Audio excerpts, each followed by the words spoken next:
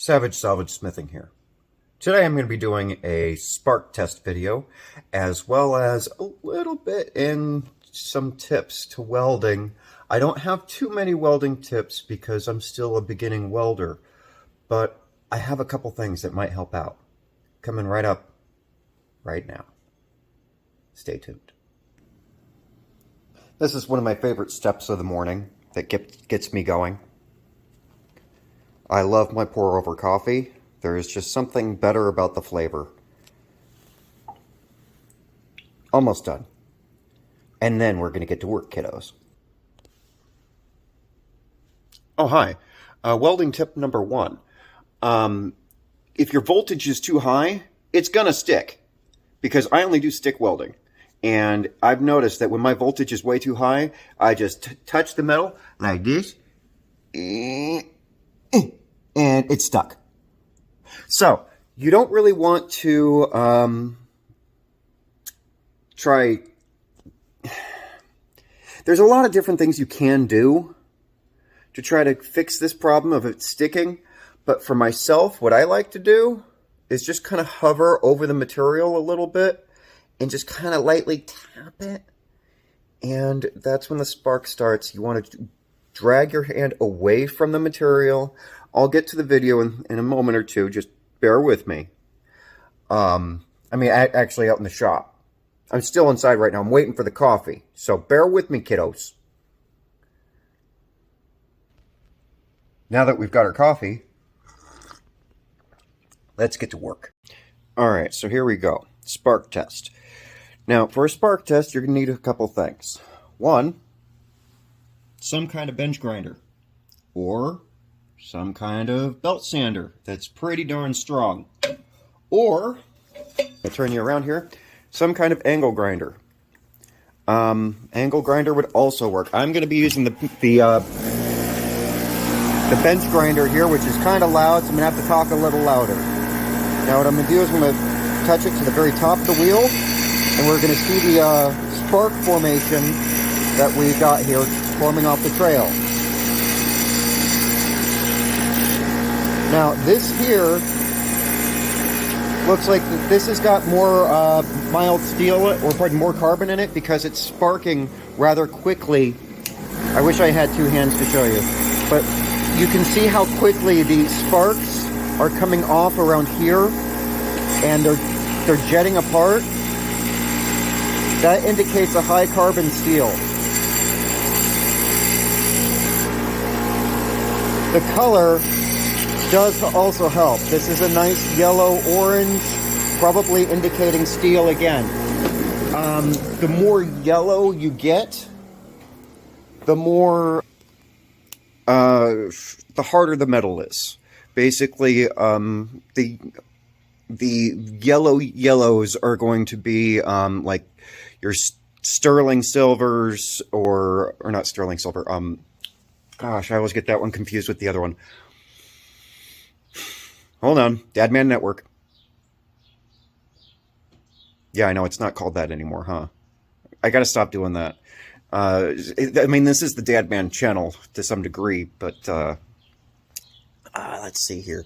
What's the word I'm thinking of? Coffee's important. Coffee jumpstarts the brain.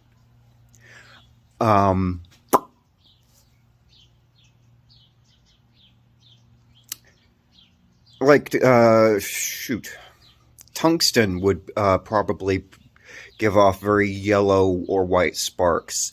I don't have any tungsten in the shop to really show you, but I do have lots of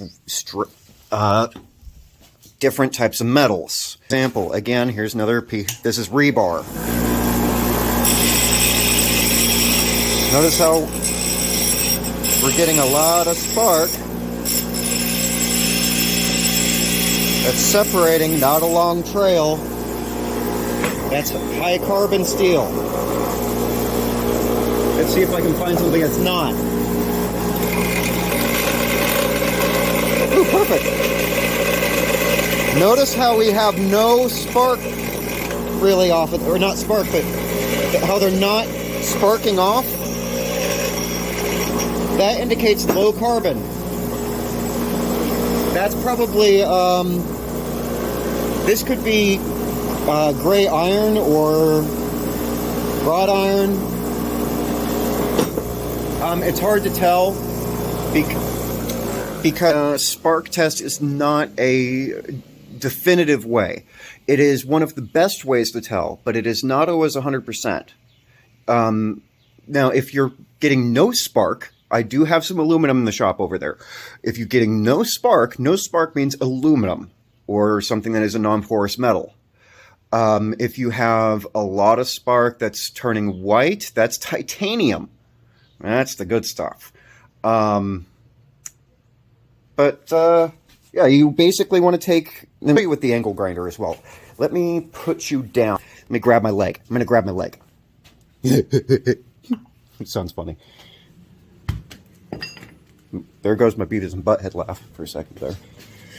All right, I'm going to put my leg in my leg spot. Wave to my neighbor. All right. Waving to neighbor is very important. All right. Make some room on my spot here for this. All right. So once again, we have these metals that I was testing. Let me grab a couple of samples. Again, same samples we had before, just to show you how it works with the angle grinder, which is not too different.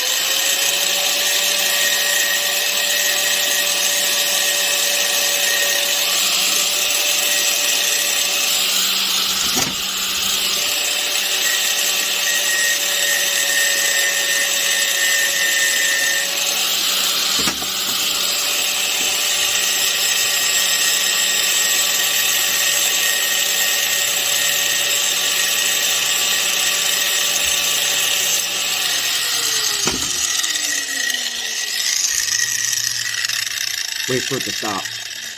You don't want to put it down early. It'll jump around your garage, and that could make a lot of fun. Yeah, so there you go. Spark testing for you. I know that this was not exactly the video that you were looking for, or not maybe hoping for. But I hope it helps. I hope it's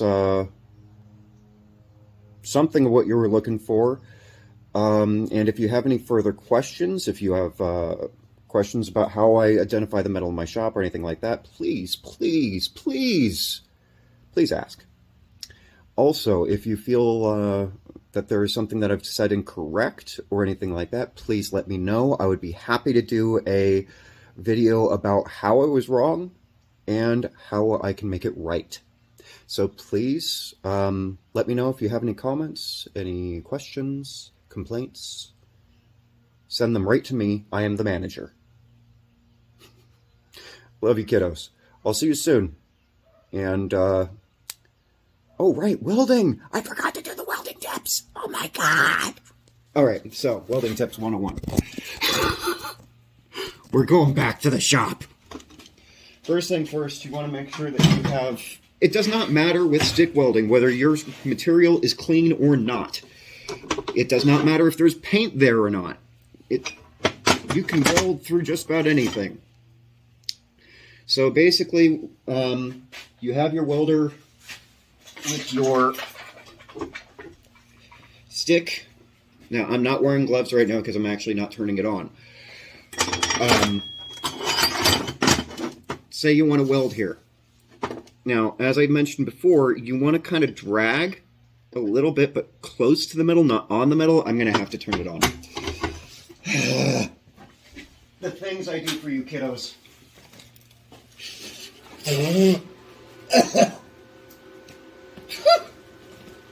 Yeah, I just blew all this the dust in my face.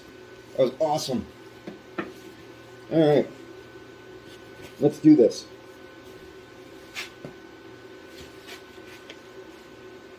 Gloves.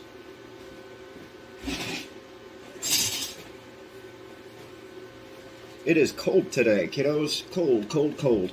Alright, now, what I personally don't like to do is I don't like to put it on my table here. I like to actually connect to the piece I'm working with because reasons. Do I have reasons? No. Would I like to? Probably.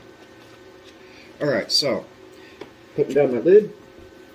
So this is going to get bright. I hope it doesn't ruin my phone, but we'll find out. Now, again, you can drag lightly.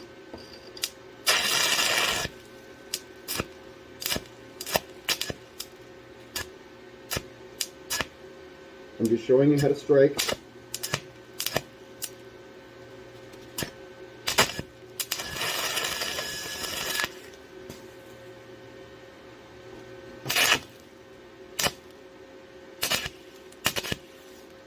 Just lightly dragging across will spark it every time. And then you just pull back from the material, creating a longer arc.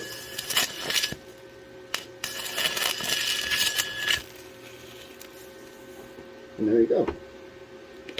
Now this material here is actually being a little resistant because I have my temperature turned way low. So it's not going to actually weld in properly. And I just put my shield up and I just saw that with full brightness. That was awesome. Oh wow, that was...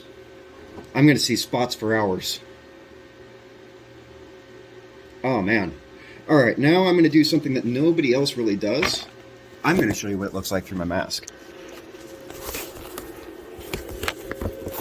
Alright, now here's what I see. Roughly, because this is a little cloud. Let me do this. Because, you know what? Right now this thing is really cloudy and you're not going to see anything because I can't see anything. Don't mind my hair, please.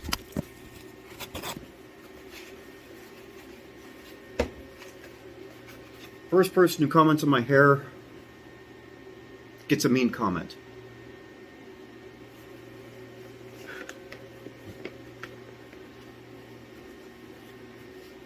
Alright, so we're going to try this again. Except this time I'm going to put you in my helmet. Alright, maybe cover. Alright, so you're going to see what I see. Here we go. Wanted to make sure it was still working there. Alright. How am I doing this? Alright, you can... Wow. That's actually pretty clear. A lot more clear than I thought it was going to be. Hold on. I'm getting there. Ah, I dropped you. Oh wait, no, that's perfect. Perfect! Okay, now where's my stuff? There's one part. I am literally looking through the camera right now to see what I'm doing at the weird... Ah! There you go! You fell. Yes, this is all going in the video. Alright, I'm going to have to hold you with one hand. Alright, hopefully I can do this semi-blind. I've never tried this before.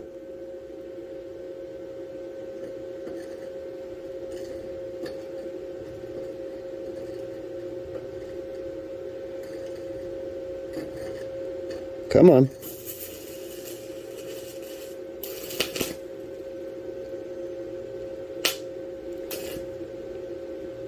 Is that cool?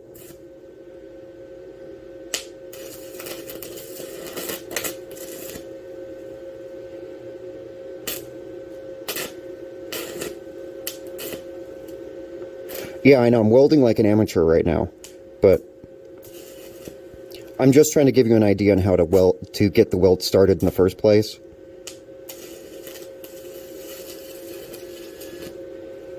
And again, this is something that really just takes a lot of feel. It takes a lot of time to get used to the idea of what you're doing. Even longer to get to do it without your eyes.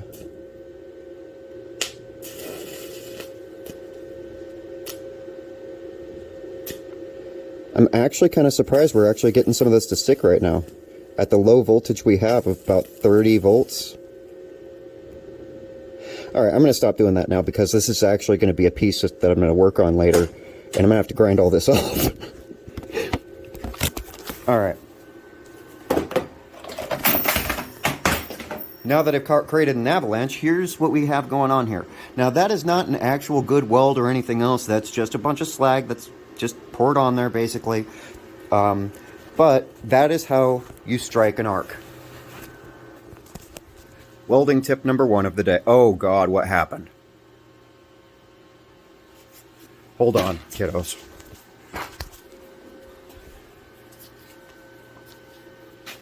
That's better. That's much better. Oh, yeah. Okay, so, kiddos. That's about what I have for you. You do want to try to wear a face mask of some form because or have a fan running in your garage, or do it out in the open because there are like magnesium or other chemicals that will be coming off in a gaseous form that you do not want to be inhaling. They can cause all sorts of problems later in life. Please be careful. Wear proper safety equipment. All right? Love you, kiddos. Have a good day, and I'll see you next time with Savage Solid Smithing.